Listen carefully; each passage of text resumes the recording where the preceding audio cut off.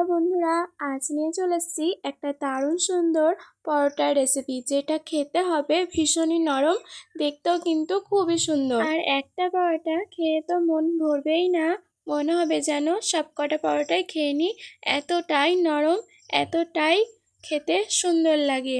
তো hello friend, welcome back to my new video. তোমাদের food বাঙালিতেও welcome. আজকে তোমাদের সামনে নিয়ে চলে এসেছি একটা পরোটার খুব সুন্দর রেসিপি, যেটা খেতে কিন্তু দুর্দান্ত হয়েছিল আর দেখতেও কিন্তু অনেক টেস্টি লাগছিল। মনে হচ্ছিল যেন এখনই সবটা খেয়ে ফেলি। তো চলো স্টার্ট করা যাক ভিডিওটা। ফার্স্টে দেখো নিয়েছি একটা বোল, সেখানে 2 বাটি নিয়েছি ময়দা, সামান্য পরিমাণে দিয়েছি একটু লবণ, আর দিচ্ছি বেকিং পাউডার কিছুটা পরিমাণে। এরপর শুকনো উপকরণগুলো সবকটা ভালোভাবে মিশিয়ে নিচ্ছি। এরপর দেখো ছোট্ট বাটির 1 বাটি দিচ্ছি ঘি। এবার আমি এই ঘিয়ের সাহায্যেই ভালোভাবে ময়ানটা করে নেব। তোমরা এখানে ঘিয়ের বদলে রিফাইন অয়েলও দিতে পারো।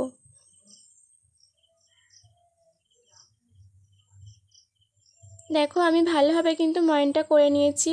এভাবে ডাব করে দেখবে, যদি ডাব হয়ে যায় তাহলেই জানবে ময়ানটা কিন্তু কমপ্লিট। এখানে আমি আগে থেকেই চিনিতে জলটা মিশিয়ে রেখেছিলাম, সেই জলটা দিয়ে দিচ্ছি। এতে কিন্তু স্বাদটা আরও দ্বিগুণ হয়ে গেছিলো। দেখো আমার ভালো করে কিন্তু ডোটা মাখা হয়ে গেছে। হাতে একটু ঘি বুলিয়ে ভালোভাবে কিন্তু ঢাকা দিয়ে রেখে দিতে হবে কিছুক্ষণ মতো। খানিকক্ষণ পর দেখো চলে এসেছি। এরপর আরও একবার ভালোভাবে মেখে নিতে হবে, যাতে আর একটু নরম হয়। ছোটো ছোটো করে লেচি কেটে নিচ্ছি। আমি এখানে মোট 5টা লেচি কেটেছিলাম। তোমরা যতটা পরিমাণে ময়দা নেবে ততটা পরিমাণে লেচি কেটে নেবে। এভাবে কিন্তু আমি সবকটা লেচি কেটে নিচ্ছি।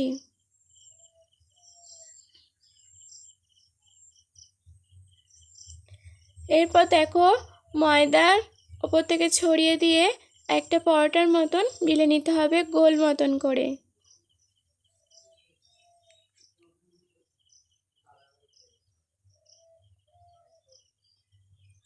দেখো আমি একটা বড় পাড়া গোল মতন করে একটা রুটি বেলে নিয়েছি।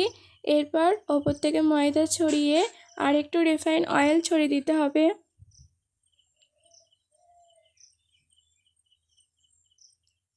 এরপর সরু সরু করে কেটে নিতে হবে, তাহলে অসংখ্য লেয়ার যুক্ত একটা খুব সুন্দর একটা সফট একটা পরোটা হবে।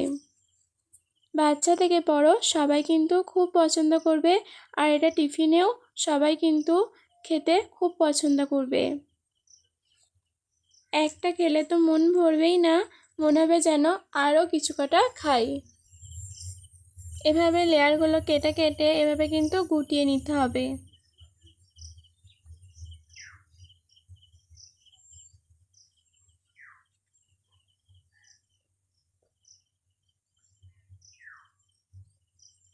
এরপর দেখো লোয়ের আকারের মতন করে নিচ্ছি।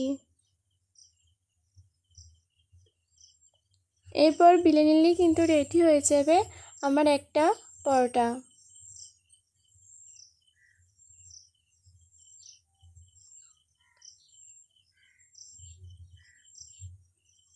দেখো আমার পরোটাটা কিন্তু সম্পূর্ণভাবে বেলা হয়ে গেছে। পাশেতে একটা তাওয়া বসিয়ে দিয়েছিলাম আগে থেকে গরম করতে। এটা সবসময় লো হিটে করারই চেষ্টা করবে। দেখো এপিট ওপিট ভালোভাবে ভেজে নেওয়ার পর হালকা করে তেল দিয়েছি।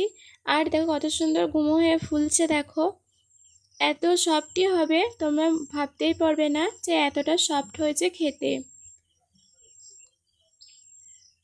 দেখো এটা কিন্তু আমার ভাজা কমপ্লিট হয়ে গেছে। এর থেকে বেশি ভাজলে কিন্তু চলবে না। এরপর হাতের সাহায্যে দেখো এভাবে কিন্তু ভালোভাবে চাপড়ে দিচ্ছি, যাতে আরেকটু সফট টাইপের হয়ে যায়। এরপর দেখো পরিবেশনটা করে নিচ্ছি কেমনভাবে। আগে থেকেই একটু ঘি গরম করতে বসিয়ে দিয়েছিলাম, সেই ঘিটাই ওপর থেকে এভাবে ছড়িয়ে দিচ্ছি। আর আমি এখানে দিয়েছি পুদিনা পাতা কিছুটা পরিমাণে, আবারও দিচ্ছি, আবারও ওপর থেকে কিছুটা পরিমাণে ঘি ছড়িয়ে দিচ্ছি, আবারও পুদিনা পাতা দিচ্ছি। এভাবে আমি সাজিয়েছি। তোমরা এটা এভাবে না করতেও পারো, তোমরা তোমাদের মতন করতেও পারো। তবে এটাও কিন্তু খেতে দুর্দান্ত লাগছিল। যেহেতু ঘিটা পড়েছে সেহেতু আর কিছু লাগবেই না, এটাই শুধুই খাওয়া হয়ে যাবে। আর যেহেতু চিনিটা আছে সেহেতু মিষ্টি মিষ্টিও লাগছে, তো খেতে কিন্তু দুর্দান্ত হয়েছিল। তো বন্ধুরা দেখতেই পাচ্ছ কতটা সফট হয়েছে, এরপর দেখো। তো বন্ধুরা তোমাদের ভিডিও কেমন লাগলো অবশ্যই জানিও। ভালো লাগলে লাইক কমেন্ট শেয়ার সাবস্ক্রাইব করে আমার পাশে থাকবে। আর নতুন কোনো বন্ধু আমার ভিডিও থেকে থাকলে প্লিজ বন্ধু সাবস্ক্রাইব করে দিও। তো তোমাদের পাশেও আমি সবসময় আছি। তোমরা অনেক ভালো থেকো, সুস্থ থেকো। আজকেকার মতন এই পর্যন্তই। টাটা বন্ধুরা।